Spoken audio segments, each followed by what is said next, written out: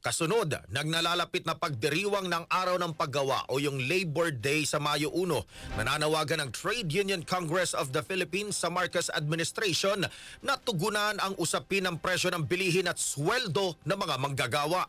Sa panayam ng DZXL Aramen Manila, binigyang diin ni TUCP Legislative Staff Officer Carlos Miguel Oñate na ito na kasi ang dalawang mahalagang usapin kung saan bumagsak ang approval rating ni Pangulong Bongbong Marcos Jr.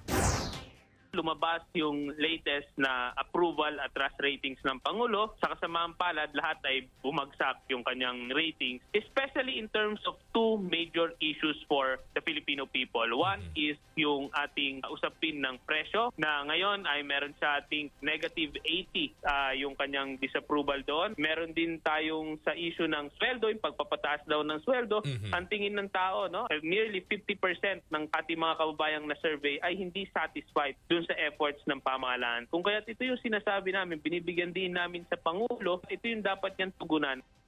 Handa rin ang grupo na magkaroon ng pakikipagdialogo sa Pangulo upang pag-usapan ang sektor ng mga manggagawa. Ang TUCP ang pangunahing nagsusulong sa Kongreso na aprubahan na ang House Bill number 11376 na nagmamandato para sa dagdag na 200 pesos sa arawang sweldo ng mga manggagawa sa pribadong sektor. Sa ngayon ay nakabinbin sa ikalawang pagbasa ang panukala sa Kamara.